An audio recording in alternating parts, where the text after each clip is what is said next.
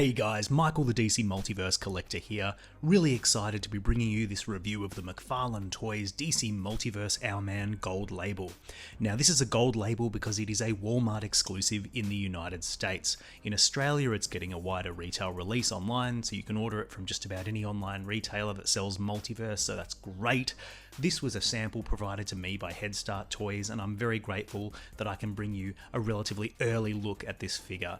So, Owlman. This is a figure that I think a lot of people are interested in. Of course, it's not the first Owlman that we've had in the DC Multiverse line. We have, of course, had a version from the Crime Syndicate wave. Now, that was a Target exclusive Build-A-Figure wave that was only released at Target in the United States, and it never came to Australia. It was quite expensive and hard to get. I'll compare that figure to this figure later, but particularly for us down under, this is an exciting figure to be able to get our hands on. Thomas Wayne Jr., Owlman, the evil multiversal counterpoint to Batman, the opposite philosophically, morally to Bruce Wayne. It's a really, really cool character with a confusing sort of origin, which I'll get into in a moment, but for now, you can see him in this sort of forever evil blue getup with the blue goggles and the silver owl wings. I really like this version of the character. Looks awesome. So let's have a look at the packaging. On the side, you'll see it's from the Forever Evil crossover event. I haven't read that storyline, but I know a little bit about it.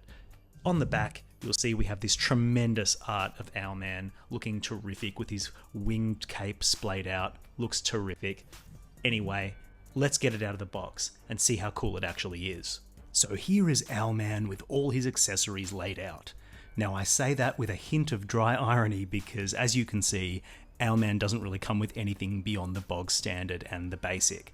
So starting off, we get the DC display stand. Thin, basic, boring, seen it a million times, but it's good to get it. We also get the card. You'll see there's that tremendous art again. And here's the data file for Thomas Wayne Jr. if you want to pause that and have a look. Now, I will be pulling out the data file for the other version of Owlman that we got and comparing those in a minute because I want to talk about Owlman's origins because they confuse the hell out of me and I need the community's help in clarifying stuff for me. But anyway, not much in the way of accessories, which is a little bit of a disappointment. McFarlane has been killing it with the accessories lately, alternate hands. You know, on occasion we get an alternate head, things like that. Now, I really think Owlman could have benefited from some weapons or at least some alternate hands. You know, we see we've got these gesture hands, but at least a grippy hand so you can put like a weapon in there, a gun even. You know, I don't know, something just to give a little bit more playability. Some fist hands would have been nice. Anyway, we don't get much by way of accessories, but what we do get is a really awesome looking figure. So right out of the packaging, what I love about this Owlman is that head sculpt and that color scheme in that forever evil look for Owlman. Now what I want to do while I have the opportunity is just do a really early comparison to the previous version of Owlman that we got. So this is the Crime Syndicate wave Owlman that we got. I think it was last year. It was the Target exclusive Build-A-Figure wave with the Starro Build-A-Figure. As I said, hard to get in Australia. I paid a pretty penny for this guy online to get him imported, and here we are, less than a year later with the Forever Evil version. But you know what? I'm really glad to own both because they are both really, really distinct looks for Owlman, and I think he looks great in both costumes. So I really can't complain. Happy to have both in the collection. What you'll immediately notice when you're looking at these figures though is that there is a tremendous amount of reuse, which is not uncommon for a gold label figure. They often have a lot of reuse in there. But having said that, this sculpt for Owlman was pretty unique, or it is unique, an all-new sculpt when it came out, so this is the first time we've really seen a repeat of it, and it's appropriate for a different version of Owlman. So I can't hate it. It was a really good mold body when it first came out, and it remains good, but you can see what's different and what's the same. Obviously they have a different head, so that's a given. Their torsos are identical, just with a different paint scheme. These feathery shoulder pads are exactly the same. The cape is exactly the same, albeit in a different color of plastic. You will see that their belts are different, their gloves are different, the hands are the same, the upper legs are the same, the lower legs are the same, but the knee pads are different, and obviously the boots are the same. So it's a lot the same, but it's really interesting what a different color scheme can do for a figure.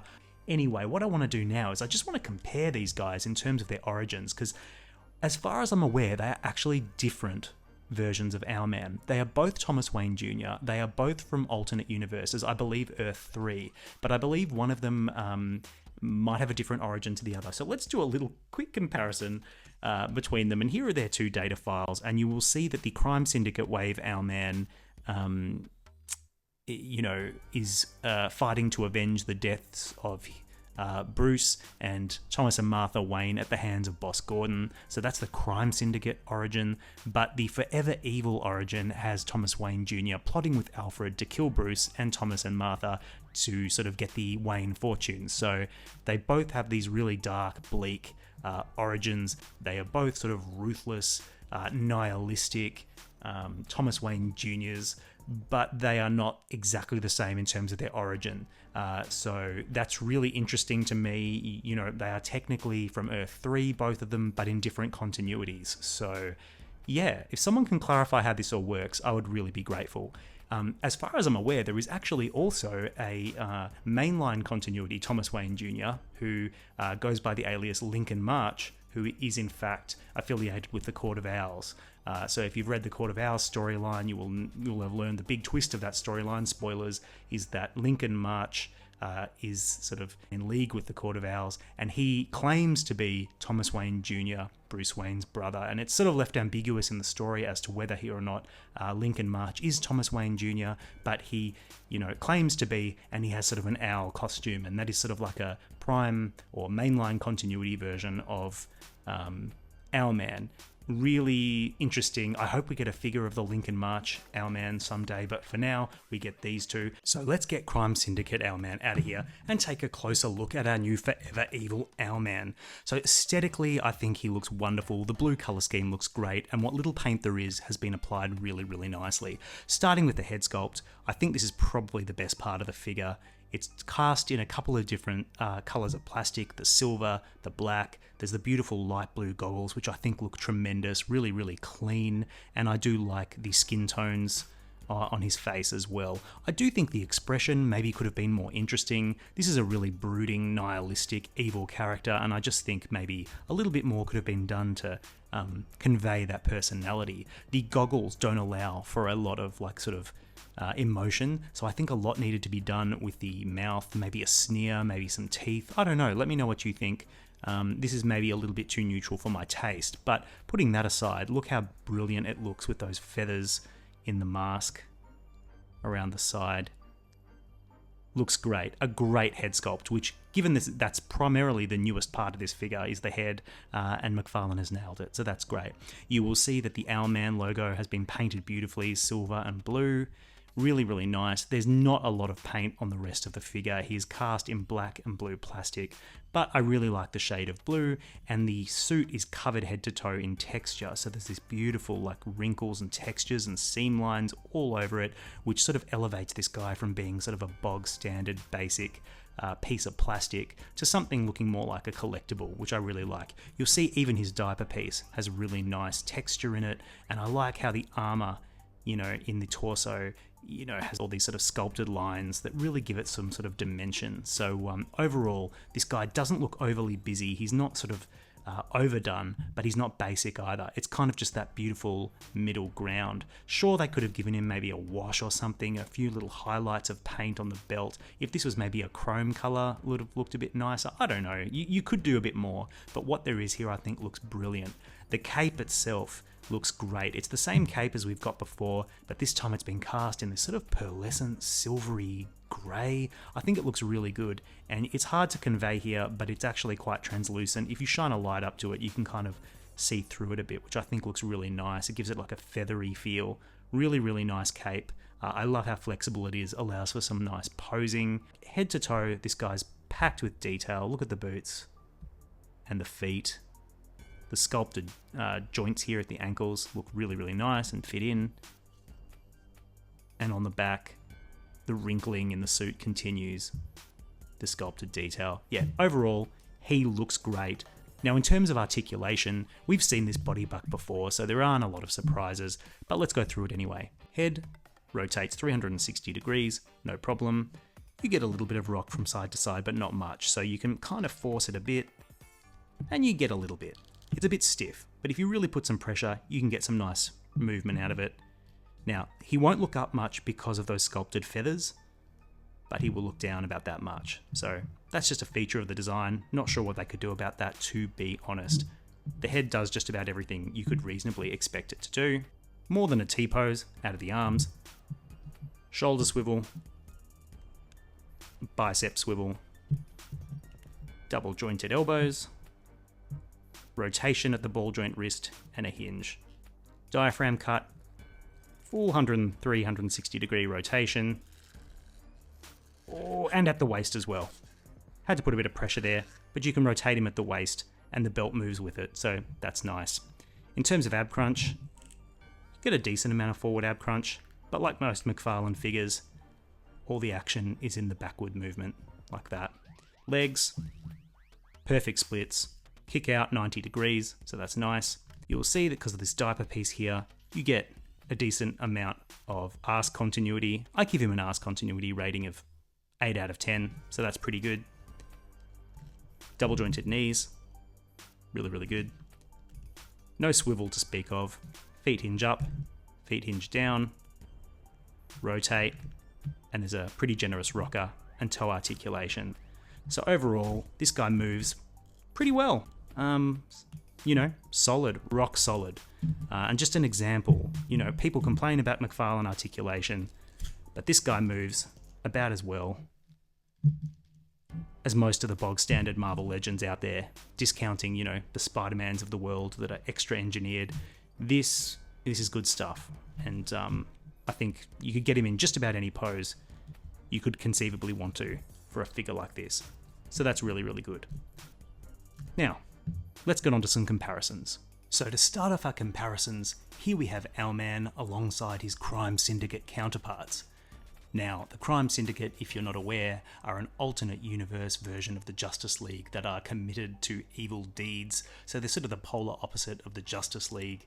Now, so far, Crime Syndicate members that we've gotten include Ultraman, Superwoman, and Power Ring. We are missing some like Johnny Quick. Hopefully they fill out the Crime Syndicate in the future. But for now, I think whether you have the original Owlman from this wave or this new Forever Evil Owlman, he'll fit in great with your Crime Syndicate team. This is a really good looking team overall, and they look great on the shelf. It's just a shame that this wave was so hard to get outside of the United States. And here is Forever Evil Owlman, alongside Rebirth Batman and the Talon from the Court of Owls in the New 52 continuity. So, look, obviously these don't all go together perfectly well. We're still waiting on a really cool looking New 52 Batman. Please, McFarlane, we've waited so long. Give us New 52 Batman. And obviously this is not the Owlman that was affiliated with the Court of Owls. This is not the Lincoln March Thomas Wayne Jr. Owlman. But still, you can see how they look together. They're of a theme. Owlman, the Court of Owls, they look really cool together. And overall, I'm just really happy to have this Owlman in my collection. And here for our final comparison is Owlman alongside Lex Luthor and Bizarro, who both feature prominently in the Forever Evil miniseries. Obviously Lex Luthor and Bizarro and a whole bunch of other DC villains team up to fight off the Crime Syndicate. And yeah, these are the two of the main players. I think they all look really, really good together. So what do I think of this gold label Forever Evil Owlman? In one word, he's great. If you don't own the previous release of Owlman, then this is a must-buy. If you do have the previous release, consider this one. I prefer the blue colour scheme, and I think that head sculpt is amazing, and I'm happy to have both in my DC Multiverse collection. This figure looks great, with lots of beautiful textures and little details that really make him stand out on a shelf. He is articulated well. You can move him in just about any pose you'd want to get out of a DC Multiverse figure.